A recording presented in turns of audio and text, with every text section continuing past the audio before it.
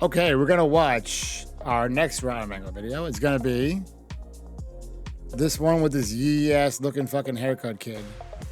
Giggly babyface killer shows his high school friend corpse asking, "Are you squeamish around dead bodies?" I don't know. I'd probably kill somebody if I got a haircut like that too. Bowl cut ass bitch, but let's see what happens here. Bada bing, bada boom. Yee-ass looking fucking bowl cut ass bitch.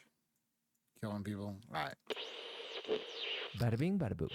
Some friend groups have tiers for emergencies. No, she look mad good today. One friend group said online they have specific codes, like the cops do for their emergencies. 971 is, it's urgent. I'm at the store. I'm trying on an outfit and I'm waiting in the changing room while there's a line forming outside to see if I should buy these clothes and you need to help me. 951 is, you just found out that the person you went on 2 dates with has a full-blown family. 911 is, you just found out that your dad has a side full-blown secret family. My dad had a whole side family. That's lore. That's real. That did happen. My dad had a whole other family. Wait, pause. Why am I pausing, Gosu? Hurry up. We're watching. We're making a YouTube video here. You got us pausing. What's up? Hi, Raven. Welcome in.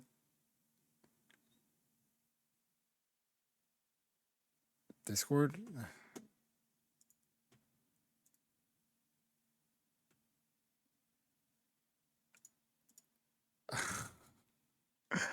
Okay, but it needs the text though. And I'm sure it doesn't apply to high schoolers. Yeah. That is very funny. Thank you, dude.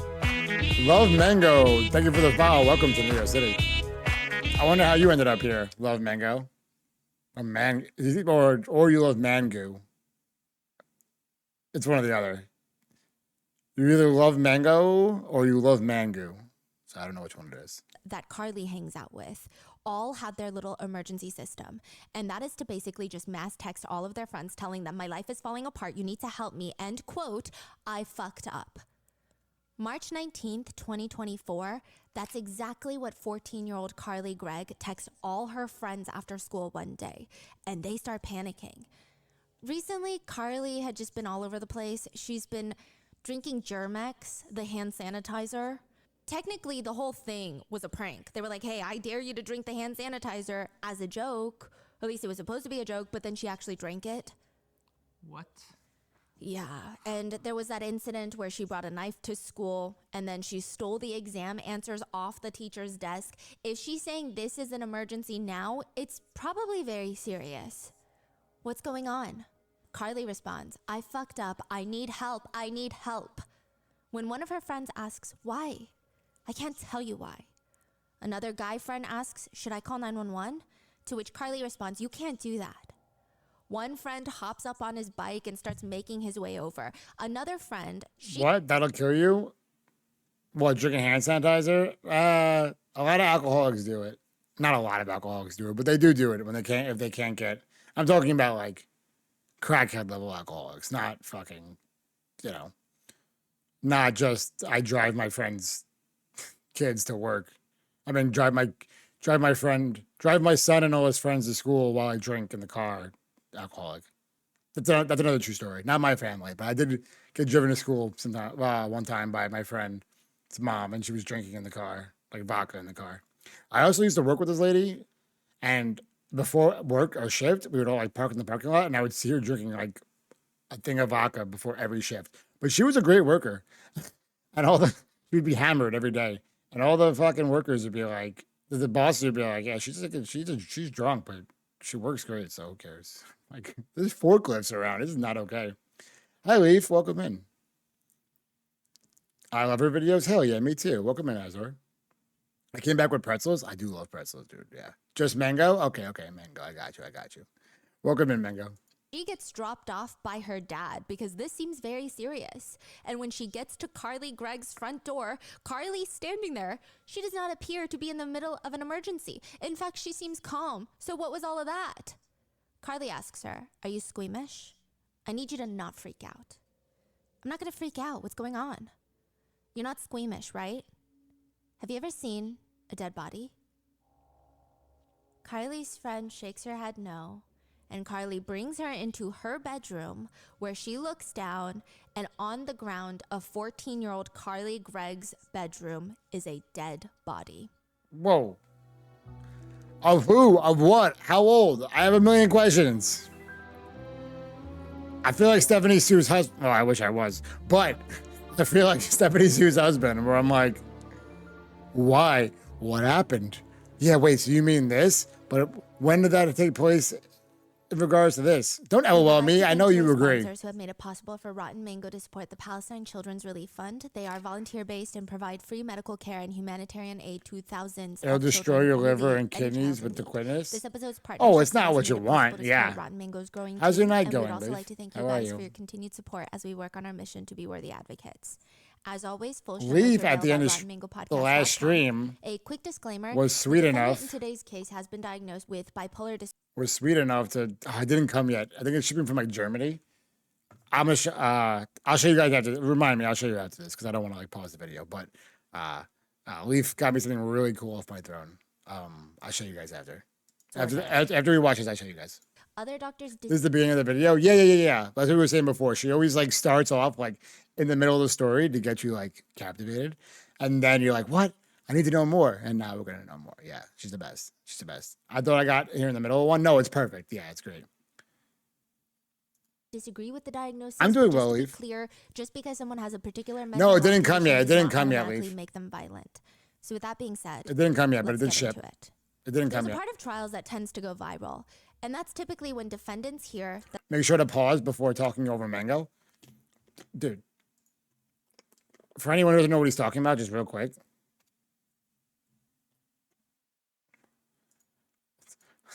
On the last time one of these videos, which one was it?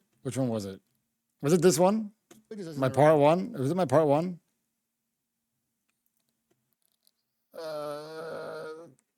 This one? Murders 90. Yeah. No, I can't find it now. But somebody bitching that I fucking talked over her during that part too. It wasn't even like, oh yeah. Talking over her the entire time is just disrespectful, unwatchable. And then we watched it, and I'm just like real quickly like, oh, I'm hungry, but I don't want to eat. And it was during like the advertisement part, which I always leave up because like I'm watching her videos, so I don't want to like skip over her advertisements when she has a sponsor. Like it's the right thing to do. And luckily the other people in the thing were like shitting on them and being like, what the fuck do I want you to do? Not talk the entire time? Like, yeah, that's really good fucking transformative content. Anyway, sorry, just wanted to bring that up. that they have been found guilty. In some cases, it might be just the raw human emotion. I mean, you're capturing this very intense, life-altering realization in real time.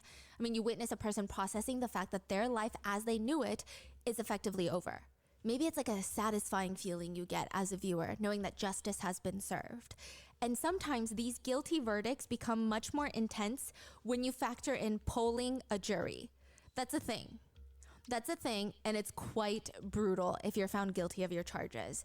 Because the judge Real quick, which video is it under? I'll link it in the chat. I know I'm gonna get bitched out for pausing too much now. So judge reads the final verdict of guilty, then they're gonna make you sit there while they ask each and every juror to respond to juror number 2, is that your verdict? Is that your verdict? 12 times you have to listen to, most likely in a guilty verdict, each juror reconfirm, yes, you are guilty. You will spend the rest of your life rotting in prison. So polling a jury is just confirming. Yes. Double check. Okay. It's not done in every case, but when it is done, it's pretty brutal. But why do they do that? One of the sides will request it in advance. So it takes enough time, and I think the repetitive nature of it, I think it really starts feeling emotionally volatile for some people. And there is nothing you can do but watch as your fate has been sealed. You can't beg the jurors to change their mind. You can't even talk to the judge. You also can't go and hug your family that's sitting behind you in court. You just sit there and you listen. For 15-year-old Carly, she has to sit there and listen to 36 different, is that your verdict? Yes, guilty. As to count 1, we, the jury, find the defendant, Carly Madison Gregg, guilty of first-degree murder as charged in the indictment. Beginning on the first row, ma'am, is that your verdict? Sir, is that your verdict? Yes, sir. Ma'am, is that your verdict? Sir, is that your verdict? Ma'am, is that your verdict? At first, with the judge reading guilty for her 3 crimes, she almost has no reaction. And then with each juror's confirmation, her face gets more red. It's getting scrunched up. She starts sobbing. And in the span of 5 minutes, you see her go through a whole chain of emotions. She wasn't sad She before. hangs her head. She looks like she's trying not to act like this is happening. And then her whole body is shaking from crying. And then she just stares from the judge to the jury in almost this can't be happening. I don't believe this is happening face. There's just no way.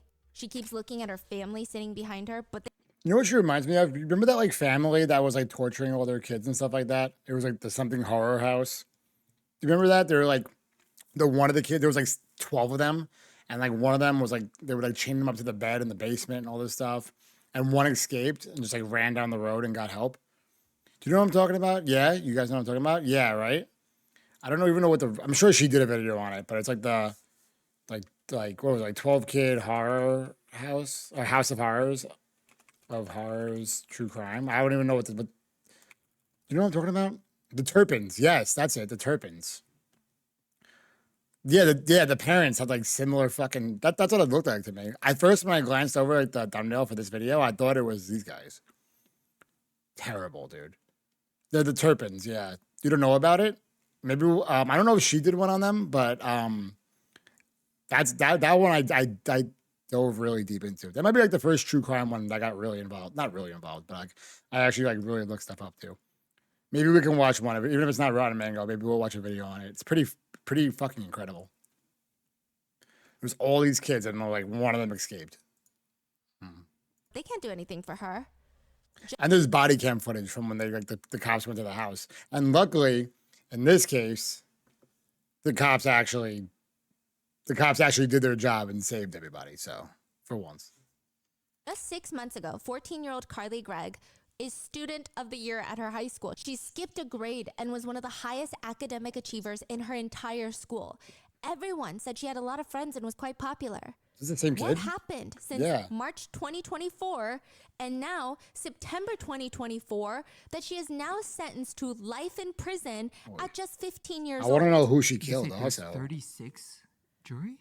There's 12 jurors, but she's Three convicted counts, of yeah. 3 counts Right, of yeah. a crime. Yeah. Oh, so each person are asked, three For times each. 3 That's different weird. crimes. Maybe She's her found state- guilty, that's and each weird. juror has to be asked to confirm 3 different verdicts. That's very weird. Okay. Now, I never heard of that. Gregg, she rarely gets into trouble. She's the smart kid. Her mom's the math teacher at their high school. Her name is Oh, Mrs. so Smiley, normal. and she's like a fan favorite with the students. Carly's She looks friends, like a nice let's call woman. them Jason and Jenny, they start getting worried for Carly recently, March 2024. That's when everything starts feeling very unsettling. In fact, she's just acting very strange, more risky with her life. That morning in March, her whole demeanor feels off. She looks jittery. They said in the beginning she's diagnosed with what, bipolar. Is that what they said? I know that comment is gonna hate it, but I was talking over that part. But it was like during like the disclaimer part. Is that what happened? They said she was diagnosed with something, right? Was it bipolar? It might have been. Secretive, like she's hiding something. She's alone in the cafeteria and she spilled her milk. It's just weird. It feels like she's smoking weed again. And this is Again. very unlike Carly. She was never really into drugs. This is the same girl that scored a 30 on the ACT already as a sophomore. That's higher than 93% of all test takers. Wow. And now she's smuggling in knives, getting caught, going to her teacher's desk, stealing and taking pictures of the exam, getting caught passing that around. This is just not normal behavior for Carly. Jason and Jenny, they come up with this plan. Again? Today, I mean, yeah. I mean, smoking weed at 15 is not weird though. That's normal. But to be doing all these other for a personality completely just like flip over like that is not normal. You know. They're going to distract Carly and tell her mom everything. It's going to be an intervention. Will Carly be mad at them? Probably if she finds out that it was them, but this is going to help her in the long run get her act together. The plan is Jenny is going to take Carly on a walk around the school, distract her after class. Jason is going to go visit Mrs. Smiley's classroom and tell her what he knows. And Jason's smart with it. He even tells Ashley Smiley, Carly's mom, don't confront Carly about it today, that she's hiding weed vape pens in her bedroom. I just don't want her to know that it was me and Jenny. that This told is you this is recent. He thinks as long as Mrs. Smiley listens to him, everything will be fine. Everything's going They according seem to plan. like good School friends. is dismissed, and as Jason bikes towards Carly's house to check up on her after school, he sees police cars all parked outside. That day, from the morning the high school bell rang, a series of events would take place that would end in murder. Wow. Carly crawls out of the storm drain. You know those little parts next to the sidewalk that has a What? gaping hole in the ground? How'd she even get it And you open? get nervous anytime your dog walks anywhere like 10 foot near it. You can crawl into those.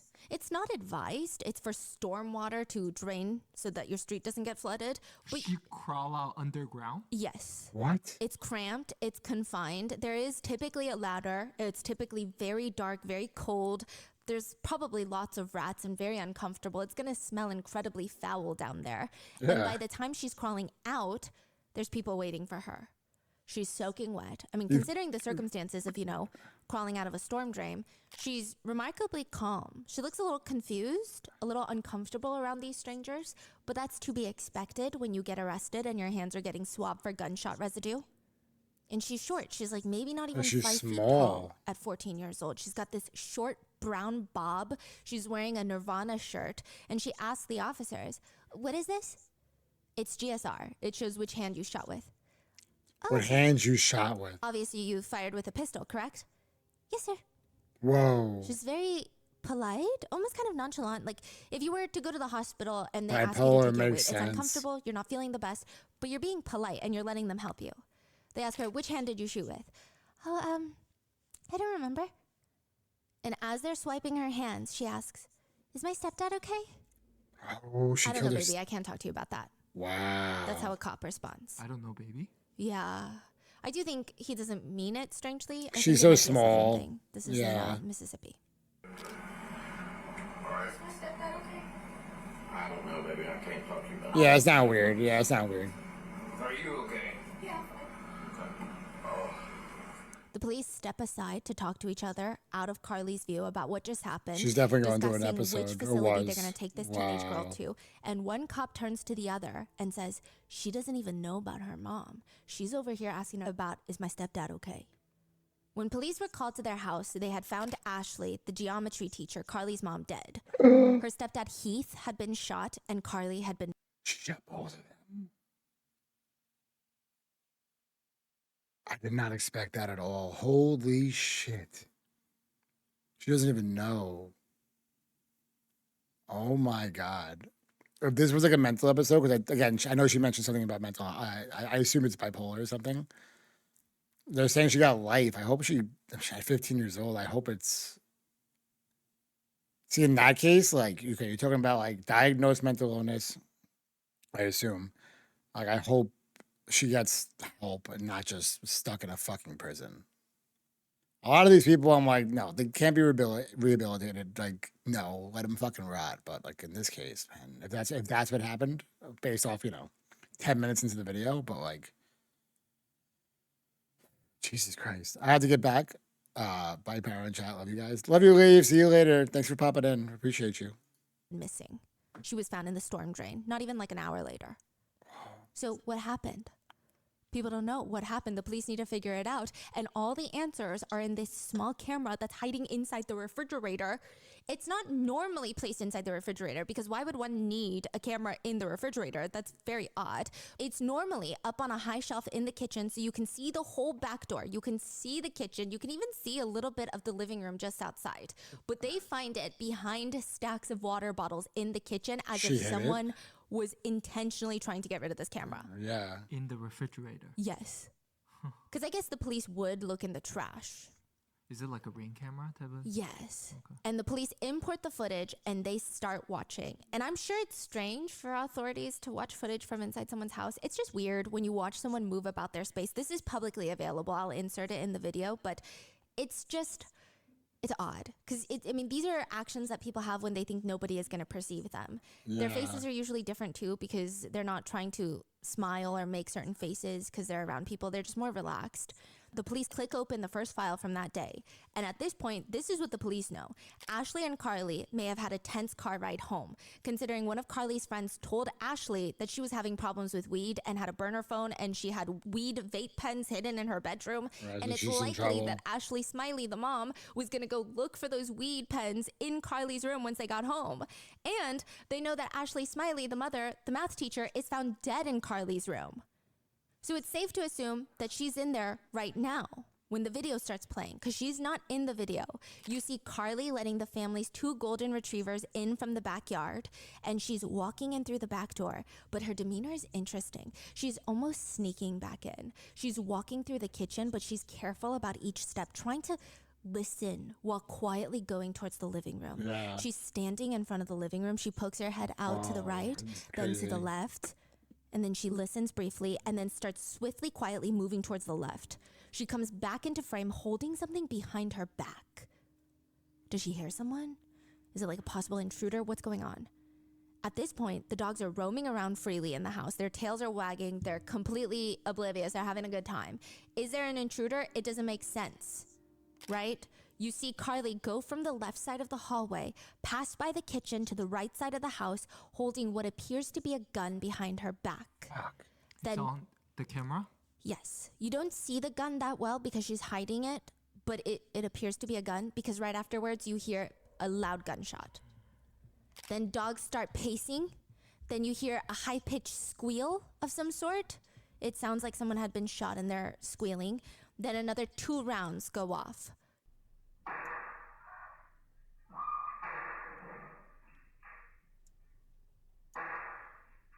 Holy shit. And for a brief moment, everything in the kitchen freezes, and then the dogs start pacing. The dogs are so anxious, they're confused, they're trying to figure out what's going on. Carly walks back into the kitchen, calm. Like gunshots did not just go off in the house. Is she holding the gun? Behind her back. Behind her back. Yeah. And she sits in one of the counter stools facing the camera, and she places whatever was holding behind her back down on the counter, but you can't see it, and it seems intentional. And she grabs her phone and starts She knows where messaging the people. camera is. Her demeanor is very bizarre, considering 3 gunshots just went off in her house. She's hiding, right? From the camera? Yes. That's crazy. So she's aware the camera is recording right now. Yes. Everything she does is on camera. Mm-hmm. That is so bizarre. She hides her whatever behind. She starts getting on her phone, and her demeanor is very strange. One of her pinkies is in her ear, digging in her ear while she's messaging her friends. That's just how casual everything seems. And then you hear someone kind of moan for help, but I think because of where the gunshots were, it sounds like someone's last breath, but it almost sounds like a humming noise, like someone's singing. It's a little It's like unsettling a death considering knell. when you know in hindsight. Wow. Yeah, what is that called? Like the last noise you make as you die? It's like the death knell, I think it's called. Is that correct? That's what that sounds like to me. After hearing about Brother's Home, this feels so tame. Yeah, I understand what I understand exactly what you're trying to say. This was a complete mental break. I don't know that she'd have tried to hide evidence like this. I saw the demeanor of the dog before we knew what happened, and I knew it was anxious body language, so I was just waiting to know why. Yeah, dude, the pets always know, man. You've seen clips of this? I never heard of the story. Carly perks up. She listens. She's calm. She's like an FBI agent almost. If I were watching a movie, I would think this kid is like an FBI agent at the scene of the crime, ready to go. Well, she was She's activated. alert, cool, calm, collected. She's not pacing around like the dogs are. She just grabs the gun from behind her back and then gets out of there. Briskly walks to the right side again. In fact, the dogs are looking at her, trying to figure out what to do. They're terrified. Their tails are down. They're very panicked. Yeah. And by the time that Carly comes back, her mom is dead. There's no gunshot, right? No. Carly goes to the kitchen, tells the dogs it's okay, and leads them back out to the backyard. She does not look fazed, even in the slightest. It looks like she's just another kid back home from school. But she's texting her friends, it's an emergency, and one of them comes over.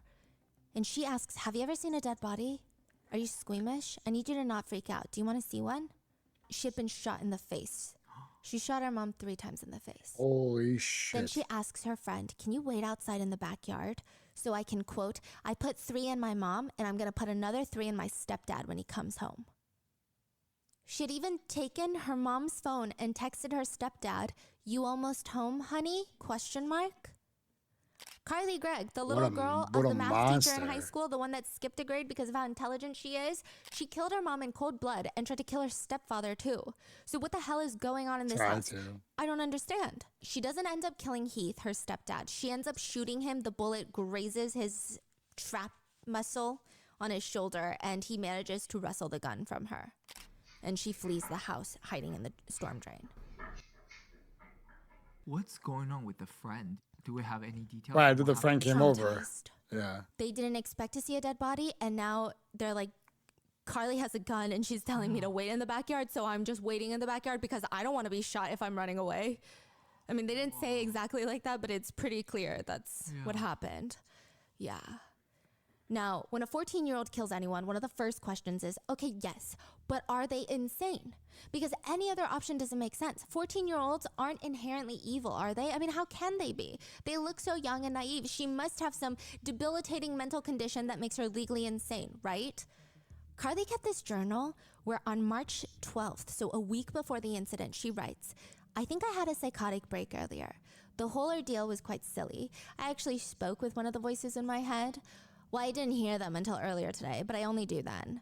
My particular friend and I were practically screaming bloodthirstily and ravenously. I mean, thank God physical confrontation was not fruitfully possible. I sound crazy. very I need to get smart. back into the habit of journaling. I think it's good. I haven't quite decided if I will bring this stupid thing to my therapist tomorrow. I just can't decide. Then stuffed into that journal is a loose piece of paper that's been folded up, and there's writing in the middle that reads, Anywho, I don't think I'll make it any longer. Then scribbled all over the paper is, please help me, please help me, please help me, in different fonts, different types of handwriting. I'm sorry, please help me.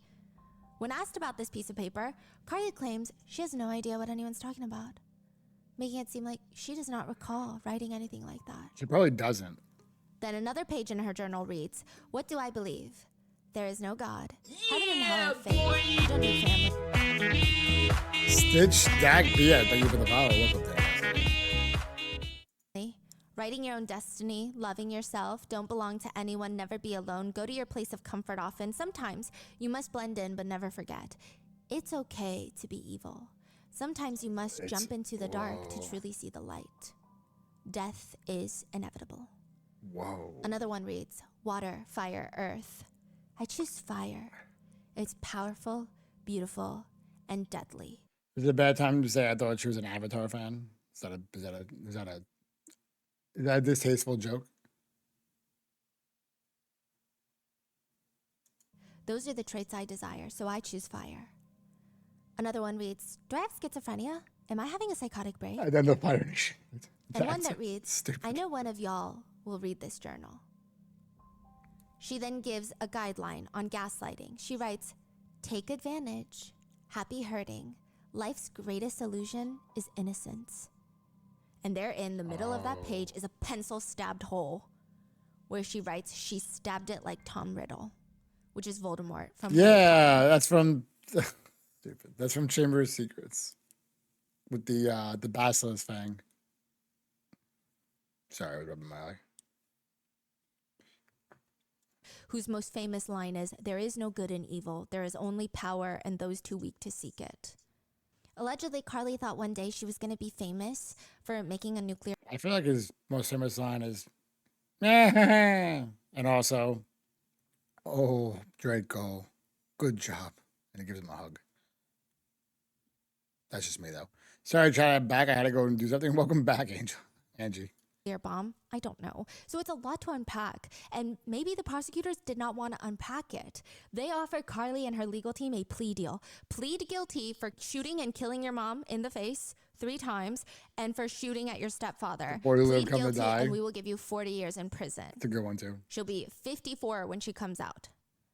Or the other option is go to trial. It's your choice. The ball is in Carly's park. And the judge tells Carly, think very clearly about this, because either she gets the 40 years, she could be 54 when she gets out, or the jury could either acquit her, meaning she gets no time, or the court could sentence her to 2 life sentences for murder and attempted murder and tampering with evidence.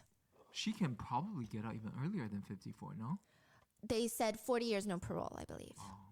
Carly stands before the judge and rejects the plea deal. that would probably be the third worst choice in her life. The first worst would probably be shooting her mom, then shooting at her stepdad, and now this. She's 15. Is she even old enough to be able to? Iria says, thank you for the follow. Welcome to New York City. Hi, Parody. Hi, welcome in. Just 2 years? No, 40 years. Where'd you get 2 years from? 40 years, Irene. But she's 15. Could she even choose a plea deal or not? I feel like you needed a guardian. Well, she shot her guardians, but still, I don't know how it is in Mississippi though. Miss Gregg, did you receive that recommendation of 40 years? Yes, sir. And it was your choice and your choice alone to reject that recommendation? Yes, Your Honor. She now has to convince the jury, even with all that footage in the kitchen, the dog's going crazy, that she is insane. She was lost in her mind in those moments. She also has to sit there and listen to like I Heath, believe her her. stepdad, that she tried to kill but was unsuccessful, be alive, and sit on the witness stand to talk about what happened that day. Heath Smiley is Ashley Smiley's husband, Carly Gregg's stepfather. He testifies, and his testimony has been quite controversial. I will say he does appear to be quite lethargic during. Where do you keep getting 2 years from, Irene? They said 40. Where'd you get 2 years from? I don't know where you're getting. She's 15. I don't know where you're getting 2 years from. They said 40 years. I don't know where you're getting 2. Yeah. most of it, emotionless even. Unless I missed something. Carly screaming, and you heard me holler, "What's the matter?" But remember, this trial is actually exponentially speedy. I mean, You're good, most Irene, no murder worries. trials, they take years for the prosecution and the attorneys to get through all the evidence and discovery and all of that. This happened 6 months after the crime. So it's very fresh. Everything is incredibly raw. Last still. year. He could be medicated. He Wow. could be emotionally guarding himself to protect himself. There's a lot of reasons he could not be emoting the way we want him to. But on the stand, he talks about how he and Ashley got married a few years ago in 2020. They met in 2019. The way he describes his wife is super nice, real smart. He's not Carly's biological father, but he felt like she was his biological daughter. The whole family, they were still in this honeymoon phase. They would go out. He would take Carly to karate lessons, guitar lessons. And then obviously everything changed March 2024. He walked in through the door March after work 2024. and saw a gun go Less off than a right year. next to his face. He was maybe in the door 3-4 inches. The gun was about a foot from his face. The bullet grazed through his shoulder trap muscle area. Oh my God.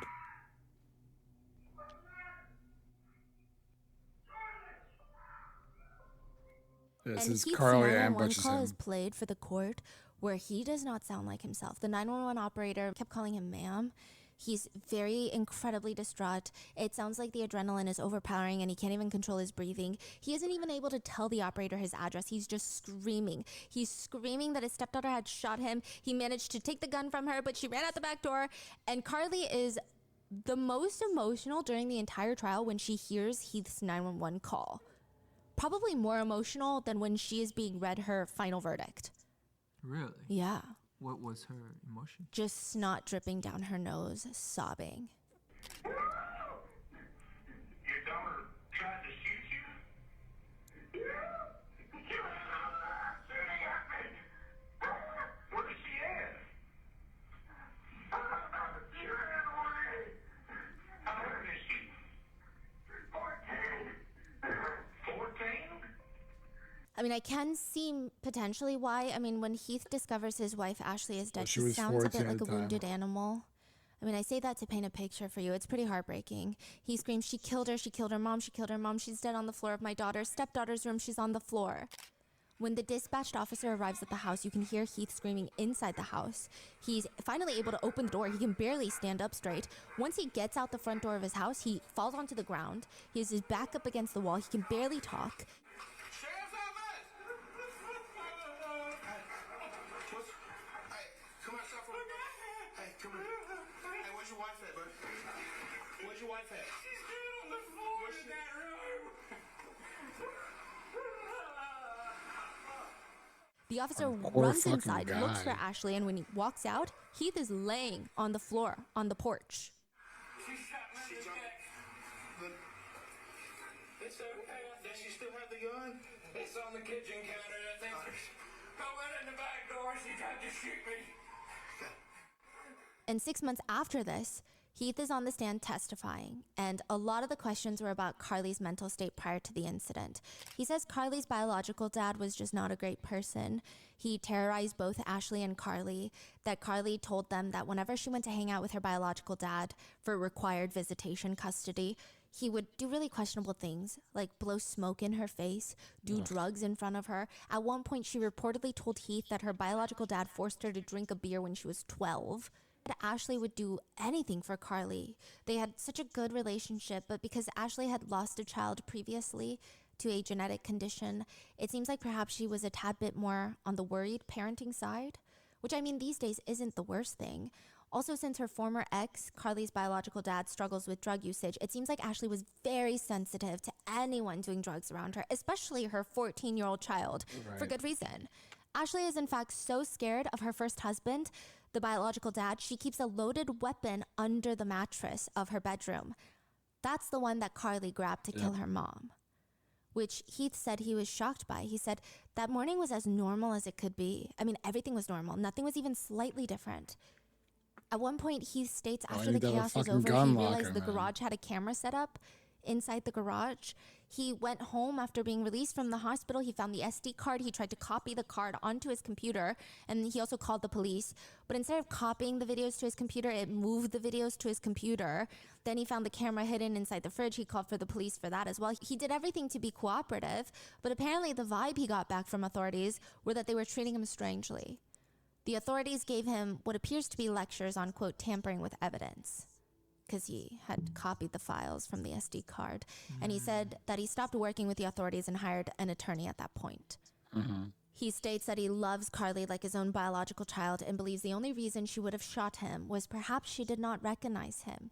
Maybe she thought he was an intruder or something.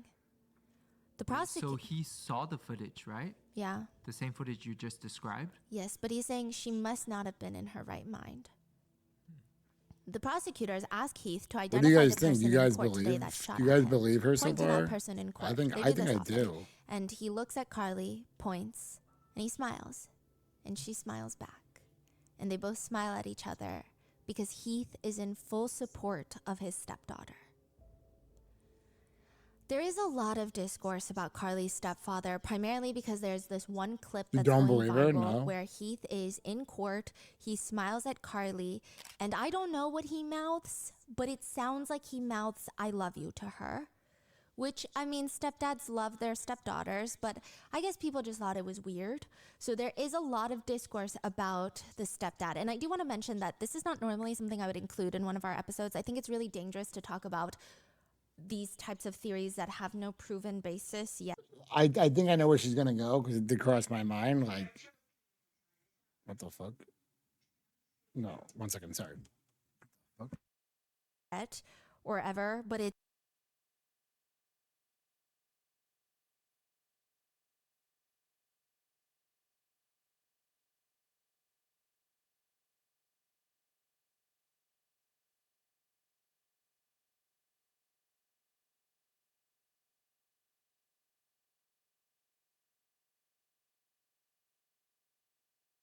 Sorry, my fucking like Roomba is like sentient. I swear to God, it starts going off for no reason.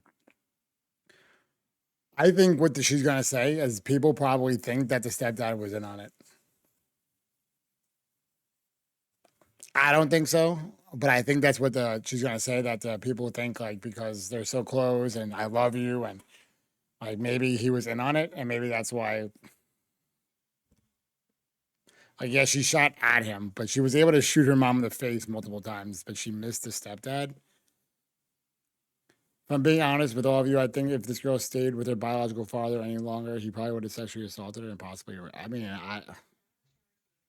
who knows, man. That's, you know what I mean. We don't know enough about him to make that assumption, but it doesn't sound good. But I think that's what she's gonna go. It did cross my mind, like, wait, is the stepdad in on this? Because if somebody shot my fucking wife, I love you would not be what I'd be mouthing to the fucking person who did it, unless he truly, truly believes she like has some kind of mental crack. But even then, I don't know. it's just such a big part of the discourse of the case that it would be nearly impossible to bring you a comprehensive overview of what happened. But I'm guessing that's what without she's gonna including say. it. And a lot of it has to do with the interactions during the trial. Yeah. Now, I don't think most of us are trained behavior analysts, nor do we know these people personally, nor do we have access to their personal devices. So keep that in mind. These are just theories circulating on the internet. Heath Smiley is not a known suspect of any sort of crime. In fact, he is a victim in this case, unless there's any new developments that suggest otherwise, which I don't know if there will be.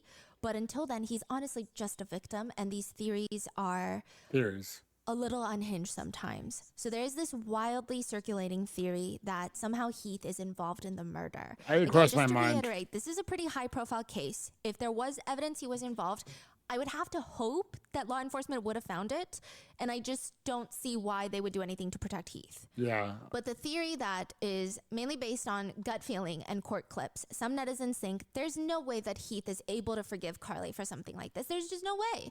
There have been arguments by netizens who state even if that was your biological child that killed your wife, it would be hard to forgive. And they're saying, like, as parents, I'm saying this. I'm not a parent, I wouldn't know. They say, even if this was a stepdaughter that you raised from birth since she was a day old, it would be hard to forgive.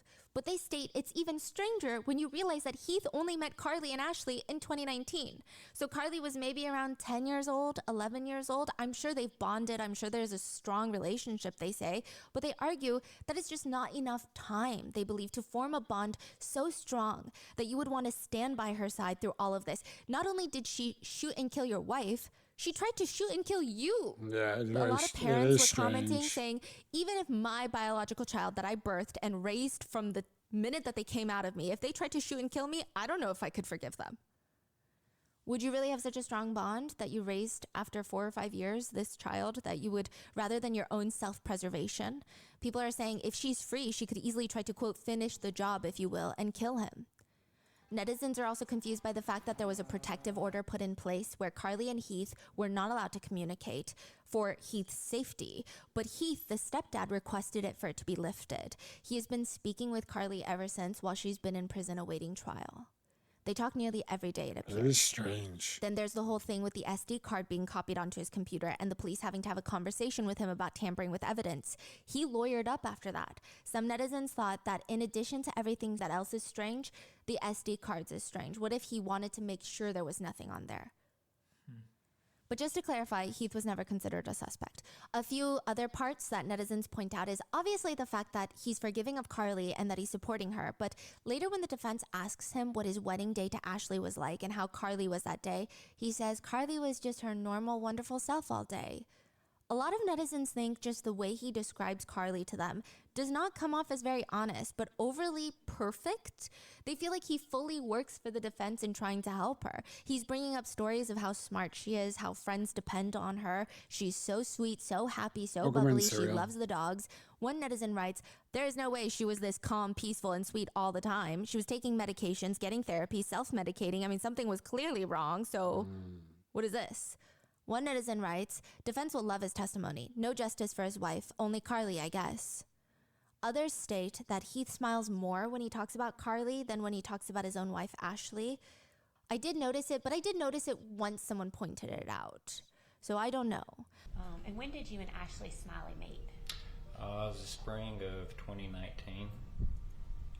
And at some point, did you and Ashley Smiley end up marrying each other? We did in June of 2020. Where'd y'all get married? We actually went up to Gatlinburg when things opened back up after COVID. Tell us about yours and Carly's relationship before March 19, 2024. We were always good. We laughed and played and messed around, loved video games, and took her to karate stuff until she kind of got tired of that and she started going to guitar practice weekly, so I was taking her to that every week. One netizen writes, I don't think I'm accusing him of anything inappropriate, just stating that he's acting very strange. It's weird. Defending the child you only knew for 3 years that tried to kill you? Now, others argue that not everyone has to be skeptical of innocent people and victims. They argue, yes, these types of cases have happened before, where stepdads will groom the children and then might even try to get them to kill the mom, or a foster child will, there have been some cases of that. It's a lot. But they argue, even when he's talking about their family life, it just seems like a man who actually enjoyed his new life with his family and his new kid. He talks about how he and Ashley surprised Carly with their second golden retriever. It just sounds like very fond memories for him, which they find enduring that he and both Carly are able to think back to those positive memories. Other people are saying this is just unfair that you're accusing him because, first of all, he's a victim. There's no proof. And if there was, law enforcement would have found it by now. And second of all, it's almost perpetuating this narrative that stepfathers cannot love their stepchildren without being creeps. So they're saying it's just, why can't we just be nice parents and not be misconstrued as creeps that are trying to groom their stepkids? I mean, they're both smiling when he's talking about it. And if you listen to the footage they released in court, you hear him get shot. Yeah, in the garage footage, you hear a bang go off, and then you hear screaming, and then a few more bangs go off, and then you see Carly and her friend running, jumping the fence from the back door. Also, the 911 call, I mean, that was a very intense 911 call. I just don't know how someone would fake that kind of emotion. If he did, that's an Oscar-winning performance. As for getting an attorney, it makes total sense. They say you don't want to talk to a police officer without an attorney present, as well as the fact that they took his ID and didn't give it back to him, and they kept giving him these weird lectures of tampering with evidence when, if he was suspicious, why would he even call them about the SD cards? The police weren't even looking for SD cards. They didn't even know the existence Right, he of gave these up the cameras. evidence himself. So it's not like, where are the SD cards? Unless he's trying to pin it on her. But I really don't think that's the road it's going down. I think he lawyered up because it's a good move. That's not weird at all. The stepdad sounding more creepy? I don't think so. Why would he want his wife dead? I'm not going to make any jokes about that. Called it. I'm going to be mature. And then willingly gave it to them. So they're like, no, he's never even been considered a suspect. These group of netizens comment, if you have ever had severe trauma or PTSD, I mean, you know not to judge this man. You detach, you learn to compartmentalize the trauma. Another one reads, this is a trauma response. It's called compartmentalizing. Stop victim shaming and blaming. Another one reads, everyone... To be alone with his stepdaughter? So now you're getting back to the grooming thing. That does make sense. really needs to stop with the accusations against the stepdad. If you don't think the detectives and prosecutors haven't already checked out that angle, you're nuts. Further, if there were something there with the stepdad, her defense attorneys would be using it as part of her defense, because then she could say that she was coerced or manipulated into doing these things by another adult. Another suspects that he might just be very medicated right now. And I will say, I think it would be really hard to fake that 911 call. One netizen comments, the grief in his cries for his wife is earth-shattering. Or, I don't feel that he's covering up or hiding anything. I think this is a man destroyed. He's just numb. He's answering all the questions asked. That's my opinion. Others think not only do they feel bad for Heath, but it just shows how good Carly is at manipulating people. She fooled her friend, she tricked her mom, her psychiatrist, and now her stepdad, especially because he's in such a vulnerable state. He might feel almost, to a degree, trauma bonded to Carly. In a sense, Carly might be the only other person that went through what he went through that day. Or maybe even helping her will give him a purpose to try and offset the bad, some netizens have speculated. Or perhaps it's the guilt of missing your wife and knowing that perhaps Ashley would not want her daughter to be rotting in prison for the rest of her life. One netizen comments, I feel he's being manipulated by Carly and is making himself look like a creep for defending her. Which many netizens can see. Just the way he talks about Carly, it sounds like someone who has been charmed almost. When he talks about how intelligent she is, he states, she was always complaining to us that kids constantly bug her for help with schoolwork because she can do all of it so easily and she can explain it to them better than most teachers. And she got so tired of them coming to her for stuff. She loves school, but she was almost bored with school a lot of days, even though she was in the advanced classes.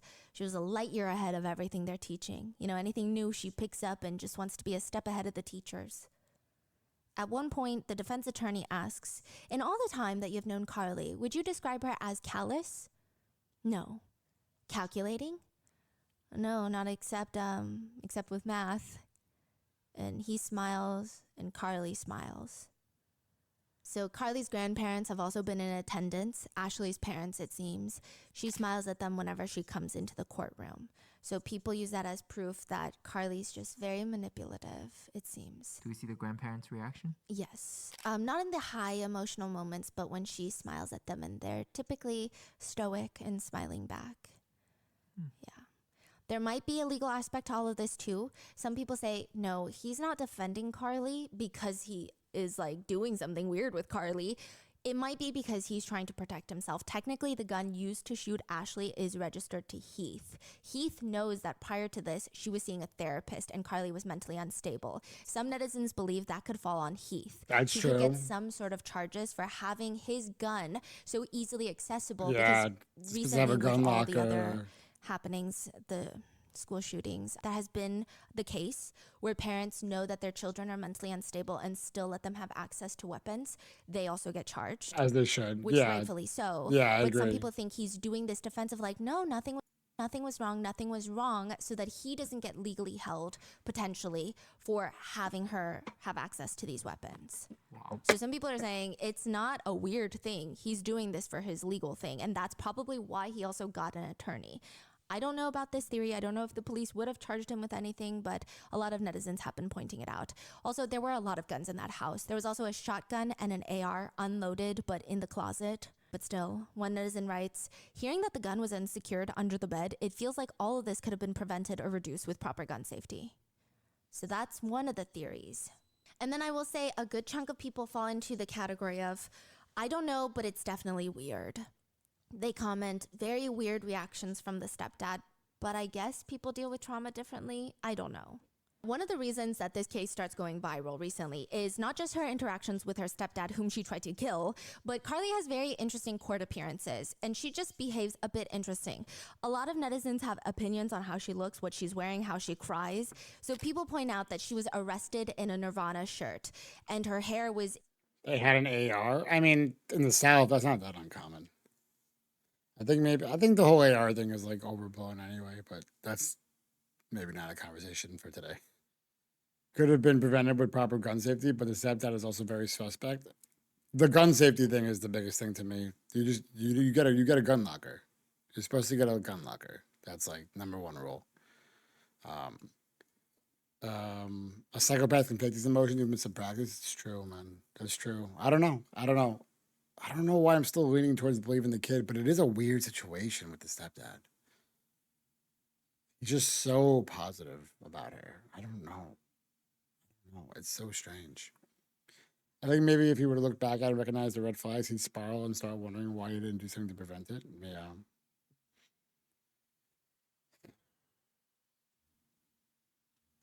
In this almost sporty looking bob, but now she's got this bob with bangs. She is kind of leaning into this doll girl type of aesthetic. Like Amish looking. I don't know. Obviously, nobody expects her to show up in court with her Nirvana shirt on, but some netizens think that she's clearly dressing in a way that is very reminiscent of Catholic schoolgirl outfits.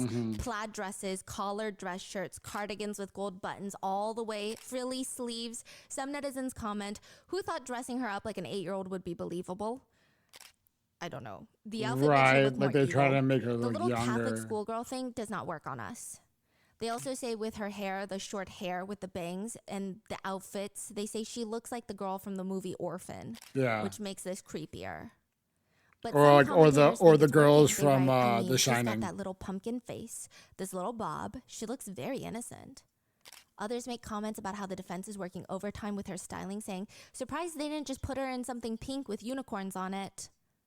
Yeah, so that's been a huge topic of conversation. I will say her baby face is kind of out of this world. She does look a lot younger than she is. Yeah. And defense attorneys, to their defense, will coach their clients on what to wear, how to dress. Of course. But more so than her attire, I think it's her demeanor. I mean, the first day she looks a bit more distressed, but other than that, most of the time she looks like she's seen crazier stuff, like more exciting stuff. She looks like she's in the pews of Easter Sunday church sermon. She looks kind of disinterested. She's very emotional during Heath's 911 call when that's played. She's pretty engaged when Heath is on the stand. And she's the most locked in when the defense expert, the psychiatrist, goes up there to talk about how mentally unwell she is. What is she doing? She's just locked in? Locked in. So fascinating. Like, what are they saying? Just talking about her. Just that she has potentially schizophrenia. She's bipolar. Yeah. She was not of her right mind. Over the last 5 years, she thought about 60% of her time in a depressed state, about 20% of her time in a hypomanic state, and about 20% of her time in a normal mood state. So I gave her the diagnosis of bipolar 2 disorder. The locked in is weird. She's fascinated by how someone perceives her, how Yeah. this expert perceives her. That's There is an that's very authoritative look psychopath to like. her when she's locked in. It's not like, oh my gosh, I'm so nervous, what's happening? Like, I don't understand these words he's saying. It's almost analytical studying, which is it was a little creepy at times. Yeah, it was a little unsettling. She does giggle and She's smirk a taking lot notes during on the what to trial. change. There was one time. What? Okay, there was one where the prosecutor's expert went up there and he's talking about, yeah, I don't think she's crazy. I read through her journals. I spoke with her. I'm a psychiatrist. I don't think she's crazy. And like the whole Tom Riddle thing, that's from Harry Potter. And he's talking about the connections with Harry Potter and all these villains. She seems to have an obsession with villains. And she Yeah, just clearly. smirks. A full smirk. Tom Riddle is from Harry Potter series, and he turns into Lord Voldemort, and he's evil. And so in her journal, she talked about Harley Quinn, war crimes, Tom Riddle. Sometimes she's giggling with her attorneys. I don't know if they're writing something, but she'll just giggle. She scribbles something on a piece of paper, her defense attorney, and I don't know what the context is. This was last year. But I she mean. thinks it's hilarious and Last she just March. starts giggling. It's just not appropriate. March 24. Another point of frustration for netizens is she really only cries when someone calls her a victim of some sort. She just can't help but cry. And there are other times when her defense attorneys talk about how close she is with her mom. She starts blinking rapidly. Her lips get thin and she starts nodding up and down like, yes, we were. A lot of people feel like it's very forced. You tell me. She also does this thin-lipped looking down shy smile when the defense talks about her grades and how smart she is. Like, oh, stop, I'm embarrassed. Or when the defense talks about how she's not a deranged child, she's not a troubled child, she does these strange little no head shakes and her lips are thin, like she's trying to cry and she just shakes her head no. It feels like she's very performative for the jury. And it just doesn't feel natural. A lot of It's not working. No, a lot of the comments read, me when I force myself to cry. Sometimes she'll have these moments where she just looks straight into the camera of the live streaming court stuff where it just feels like she's breaking the fourth wall. The whole thing is unsettling. She'll just stare straight into the camera. Many netizens also point out that she just cries at weird times. I mean, she could be in her head, but she'll just start busting out into tears while they're swearing in a witness, like a random witness, like a police officer. That's who's strange. probably not going to say anything crazy, but she'll just start crying while they're being sworn in. It's just very odd. On top of that, when a state witness, so her opposition, if you will, if they state something about her that puts her in a negative light, she'll just sometimes smirk here and there. And then she'll take these side glances to her stepfather who's sitting in the court supporting her, and then they'll smile at each other, and her behavior is definitely unsettling, and it's not working in the defense's favor because You're no snake. Thank you for the follow. Welcome to this. Welcome in. their whole argument here is that Carly is insane. They state that prior to this, they're saying she is like the poster child for someone who might have a psychotic break. They're saying that her biological father is bipolar. Now, the state brought up an expert who said, well, I went through her father's medical records because I was allowed to, and I saw that he had a 1-hour consultation with a doctor and they diagnosed him with bipolar disorder, bipolar 2 to be exact. But 1 hour is not enough, and that same doctor prescribed him Adderall, which is an ADHD medication. And this psychiatrist for the state is saying that is not common. When you have someone with bipolar 2, you would be very, very hesitant. Yeah, you and wouldn't careful amp them up to with fucking prescribe a controlled amphetamines. substance like Yeah, Adderall. of course. Yeah, The that's so defense also strange. states that her dad is schizophrenic, and they state that that means Carly has a higher chance of being schizophrenic, For but sure. he has never been diagnosed, at least from what the state could find of having schizophrenia. They state that prior to this, Carly was seeing a therapist here and there for a few weeks because she was just having bouts of depression. She just became very lethargic. Her mom was really worried about her. She would go see this therapist like once or twice a week, never mentioned hearing voices, but suddenly in prison after the murder, she reports that she's been hearing voices since she was a little kid. The state's experts argue that's actually not very realistic. People don't start hearing voices when they're 7 years old. Maybe it's an internal monologue that they mistake as a voice in their head, but these hallucinations don't come in that early and that consistently. They also state that Carly was put on antidepressants. She was first put on Zoloft, and that made her feel like a, quote, zombie. They switched her medication to Lexapro. They think that that medication switch also caused a psychotic break in her head. Yeah, Lexapro The state is arguing Lexapro scary. usually causes self-exit ideations, not homicidal ideations. So this just doesn't make sense either. Like, are we really pulling the Lexapro defense? Because it doesn't really work. The defense also states the weed, the self-medicating, was also very volatile for her mental state, which most people argue it's just weed. She should not be doing it at 14, but it's just weed. Yeah, I agree. And a lot of comments were saying if she was doing meth, cocaine, crack, all these things, I Agreed. might be like, okay, yeah, that could probably cause a psychotic break. But weed, people were saying it doesn't make any sense.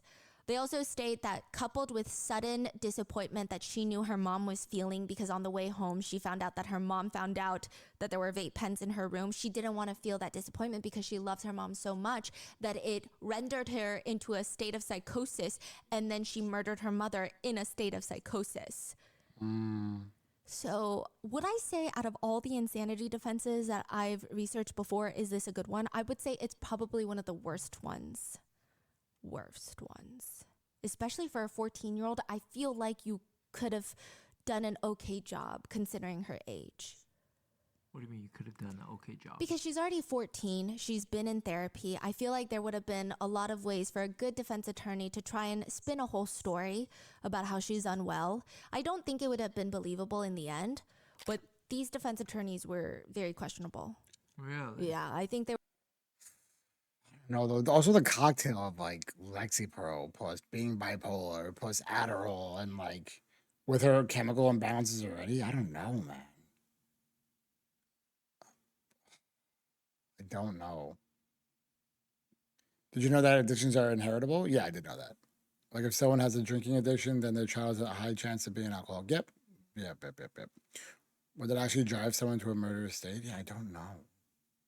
I said that cocktail, Lexapro is scary, but yeah, usually it's like a suicide thing.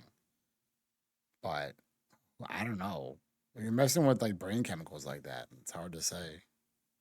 I'm a fucking anime man on the internet. What the fuck do I know, you know? They were probably, one of the worst defense attorneys I've seen. And the biggest thing is, the defense states that before Carly shot her mom, she blacks out, doesn't remember coming home, okay? She gets home, blacks out, shoots her mom. She comes to in the storm drain. She crawls out of the storm drain. But the state points out the fact that in the body cam footage, her hands are getting swabbed, and then she confirms it's a pistol. She asks about her stepdad. So they're asking, okay, how could you black out and still remember those things? Additionally, her psychiatrist is stating that she is having these nightmares where she hears gunshots go off. And this is in prison while she's awaiting trial. Now, the state argues, if you blacked out, you don't remember. So why would you have these PTSD-like dreams about it if you don't recall that? If that's not something that you did, how could you have nightmares about it? And then also they argue that her journal, it sounds like someone who wants it to be read. It sounds kind of like a little kid reads a book on psychosis and then writes a journal about it. And the journal was written all like recently? Yes. Like how recent was it? Within the oldest entry I think they brought up into evidence was maybe a few months old. Oh, there was one in 2023, so like 11 months before she allegedly wrote, I'm a schizophrenic person. I'm crazy. I miss the comfort of being sane. I just want to find true love. Then maybe I wouldn't be so crazy. I'm scared. I need help. Something along those lines. And the psychiatrist for the state was like, again, it just sounds like every symptom in the book that she's trying to replicate into this journal. It sounds very villainous. All these things are a little bit odd. And and the way that It she writes doesn't about add hearing up. voices, she writes, it's silly actually.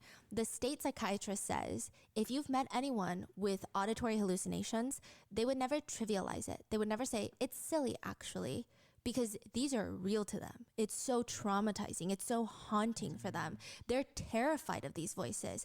They're not gonna downplay it and say, I'm just so silly, I hear these voices. I see. Right.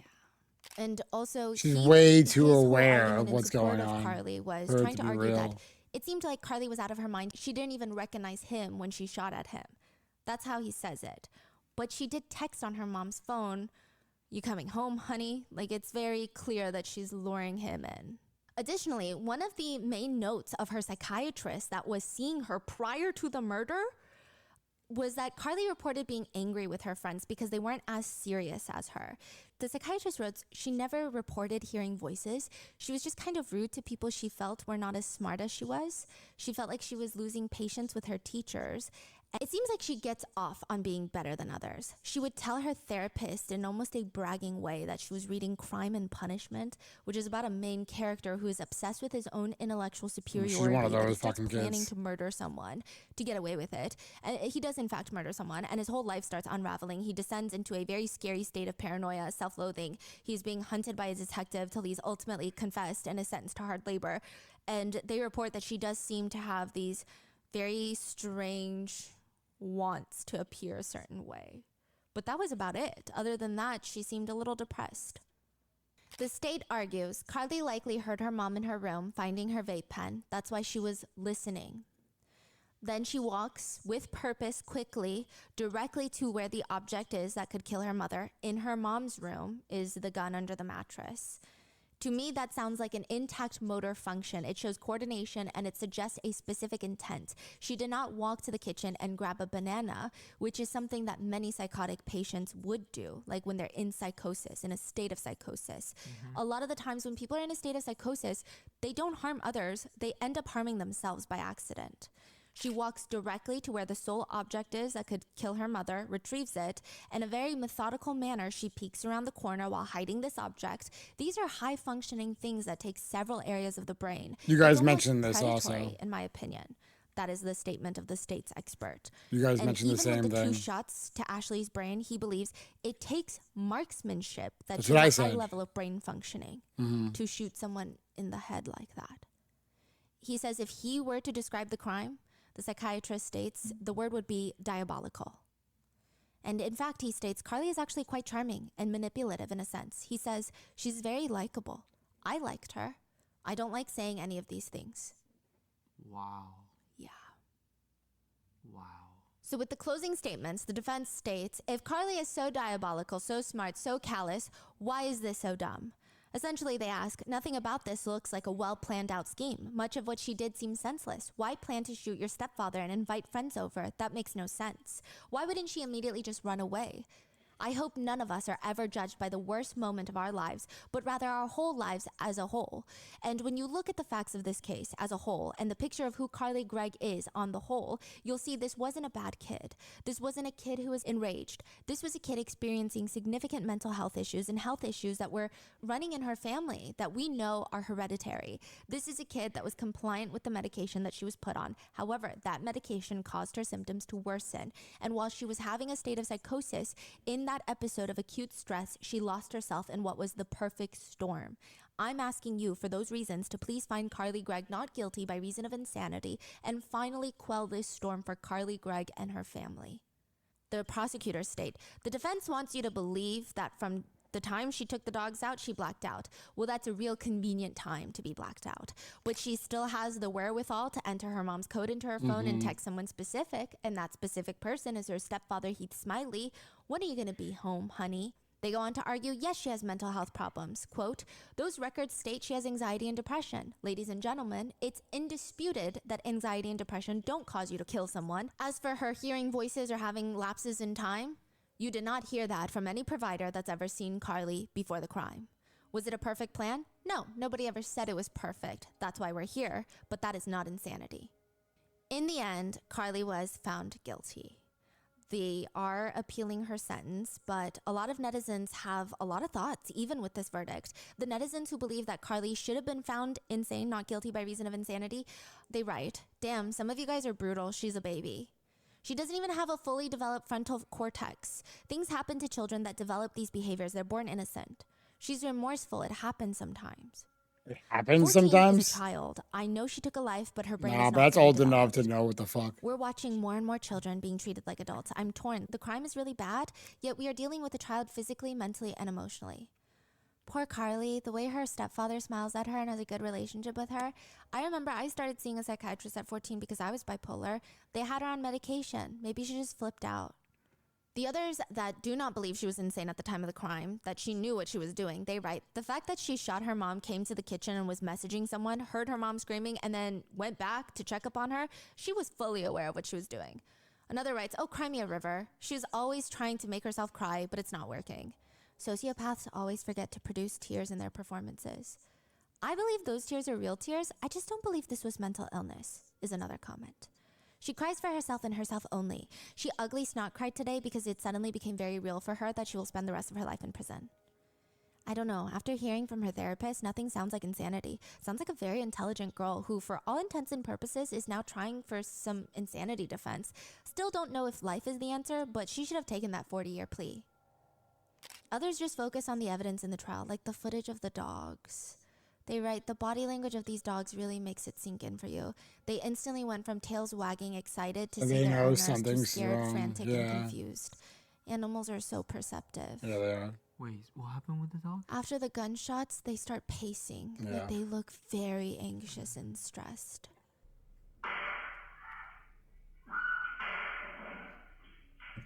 Poor dogs, dude. Others are just using that as a chance to bully a 14-year-old. They write, it's the chin pimples for me. Hope they sell Proactive at the commissary in prison. Sorry. Others are just talking about her strange courtroom cries and smiles. They write, it's the fake convulsions and strained face for me. Others think Carly is enjoying the trial, and they write, look at her. She's both horrified and fascinated by what she's done. She has been sentenced to life in prison for the murder of her mother, the attempted murder of her stepfather, and 10 years for tampering with evidence.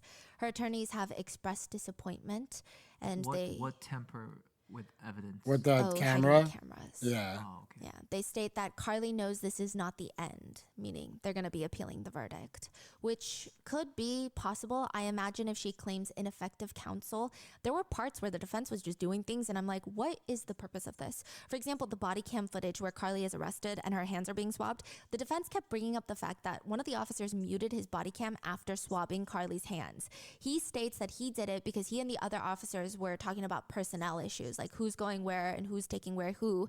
And those are lots of officers' names that don't need to be included in this evidence, I don't know, right? you can mute them. And it's not like they were interacting with Carly at the time that they muted it. They were stepped off to the side. There were other officers with Carly. But the defense kept stating it was strange. It's against protocol. Is it not? Is it not?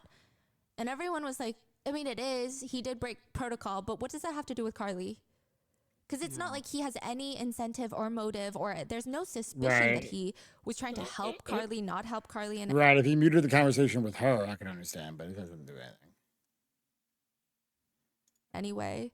Yeah, it's unrelated, right? Yes, but they were just kept going on it. Looking Like, you for broke- something, Admit it, looking you for broke anything. protocol.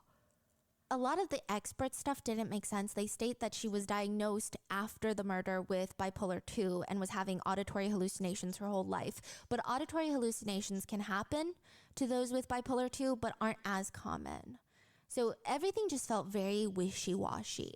I don't know. She could have bipolar 2. She could have been having auditory hallucinations, but nothing made sense. In fact, they just basically went up there and read someone the DSM-5 is what it felt like. They were like, you know what? It could have been this, which symptoms include blah, blah, blah, blah, And blah. DSM-5 is the Diagnostic manual for psychiatrists. It just felt not specific to Carly and just more so a regurgitation of information of things that could possibly happen Yeah, they to were someone rattling when they off have everything. maybe certain conditions. It just didn't make sense. I believed it more in the beginning, but yeah, And I some definitely comments changed just my read, mind. this is justice. She could have admitted guilt and gotten parole after 40 years, but she didn't. She didn't admit anything, and now she gets life in prison and will never be released. She chose this. Another comment reads, she is truly shocked. She thought because she was 14 and looks 12 that it was going to go in her favor. Yeah, I Another think comment so. reads, the thought of someone carrying their own killer in their stomach for 9 months is truly creepy to me and depressing. Another just... That's a wild comment, but it is something to think about, huh? I didn't think about it that way, but that is a wild way to think about it. reads, adult decisions have adult consequences. It's true.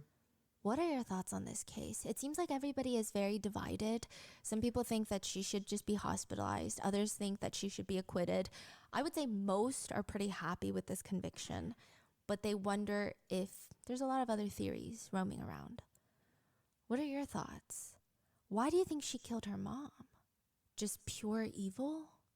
Some people were saying this is like a serial killer in the making, but a lot of people were also arguing it doesn't make sense. She doesn't have these trademarks that you see in a lot of serial killers. It just feels off. I don't know. What are your thoughts? Leave it in the comments. Please stay safe, and I will see you in the next one. Wow. That's a crazy one, man. What do you guys think? Or if you're watching the YouTube video, what do you guys think? I started off like thinking it was a mental episode, but now I'm waiting towards she's just a fucking sick little kid who fucking thought she would get away with it. But it's still like, yeah, why? Therapy all around for everyone, but also jail fits. Yeah, I think she has to be locked up. I do. That's a crazy one, man. It does seem like she was really just trying to throw everything at the wall and see what sticks. And I've watched these movies and I know like this is how these people act and all this stuff. I think I agree. I honestly feel bad for the mother more than anything. Well, of course, yeah. The child you provided and protected for so long, and then you just turn around and get shot by the same kid. Like, holy fuck, yeah, man, yeah, man, yeah, yeah, man. Let me know what you guys think. That's a crazy one.